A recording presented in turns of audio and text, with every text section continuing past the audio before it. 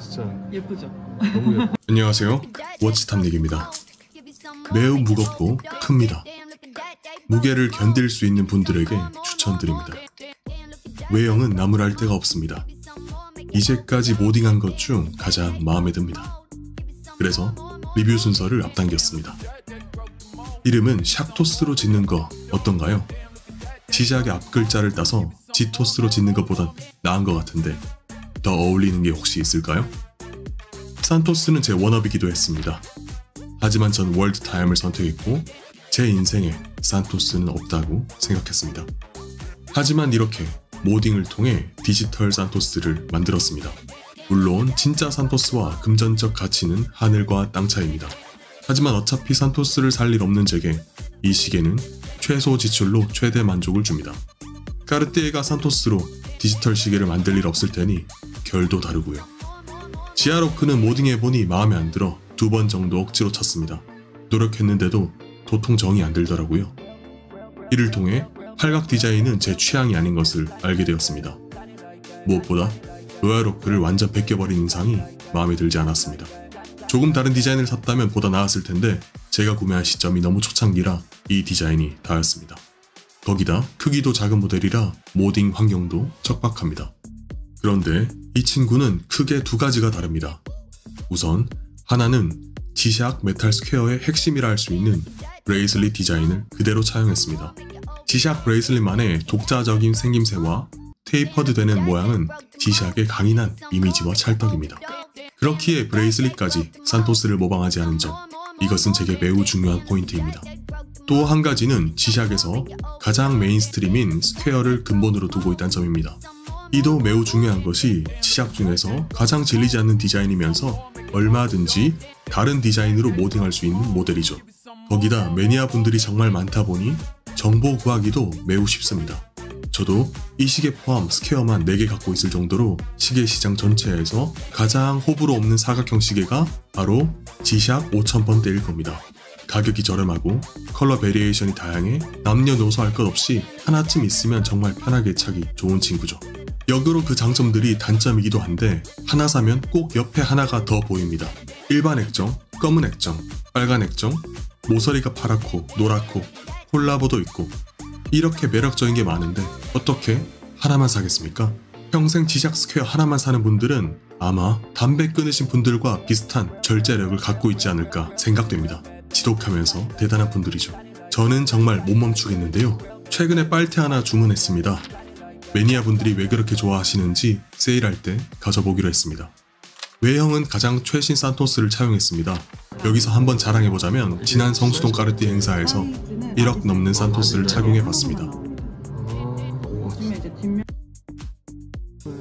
그냥 영상 다 찍어두고 활용 못하고 있었는데 드디어 한번 써먹네요. 너무 좋아하죠?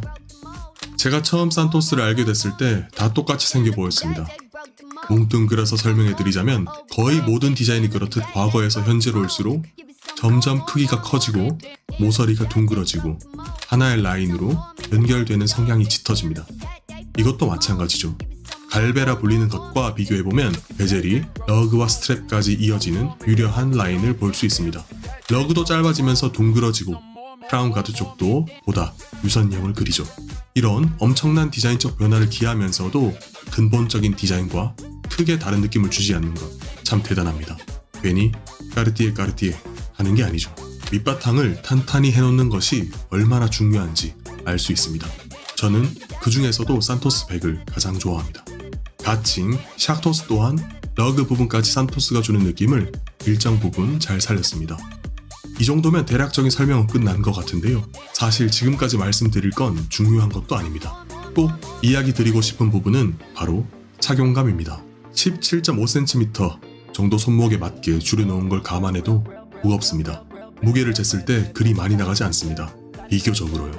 모딩 안한 카시오 메탈 스퀘어보다 더 가볍습니다.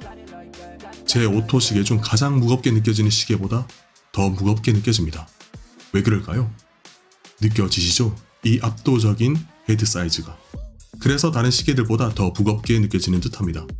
저의 경우 개인차가 있겠지만 이런 시계는 조금 느슨하게 줄 조정을 해서 손목 부담을 덜어줍니다. 저는 처음에 이걸 타이트하게 찼다가 10분 정도 후에 손목이 저릿한 느낌을 받았습니다. 시계 때문에 저릿한 느낌 처음이었습니다. 지금은 잘 적응했지만 처음에 무게에 놀란 것은 팩트입니다. G샥 러그의 경우 첫 단까지 일체형이다 보니 손목 둘레가 18cm 이상이 아닐 경우 공간은 필연적으로 생길 겁니다. 전 야구 선수인 김태균님 정도 되시면 종이장처럼 가벼운 느낌으로 타이트하게 착용할 수 있을 것 같은데요. 여하튼 러그 공간은 제게 큰 고민 요소는 아닙니다. 시계가 늘 내려와 있는 게 아니니까요. 시계를 보통 손목뼈 위로 올려 차신다면 러그 쪽 공간은 크게 남지 않을 겁니다. 사실 공간에 있으면 통풍도 잘 되고 좋죠. 여하튼 늘 손목 위로 올려 차니 문제가 안 됩니다. 다만 시계가 무거워서 자꾸 내려오니 다시 문제가 되긴 하지만요. 약간 메비우스의 띠 같다고 할까요? 아날로그 시계의 산토스 모양 케이스였다면 내키지 않았을 겁니다. 한국 사람이 만들어 외국심으로 살 것도 아니고요. 하지만 G샥이면서 지아로크처럼 모딩의 여러 베리에이션 중 하나에 불과하니 마음에 듭니다. 지인으로부터 종종 카시오 광고반 내는 문의를 듣습니다. 받으면 너무 좋을 것 같긴 한데요. 이제까지 중국 쪽에서 3-4번 문의 온 게 다행입니다. 물론 제 시계도 소화를 못하기 때문에 문의만 받고 말았습니다. 저는 다른 건 바라는 게 없고 저 스스로가 올해 시계 구매는 빨태로 멈추기를 바라는 것으로 마치겠습니다. 영상 괜찮으셨다면 구독과 좋아요 부탁드리겠습니다. 늘 힘이 됩니다. 감사합니다.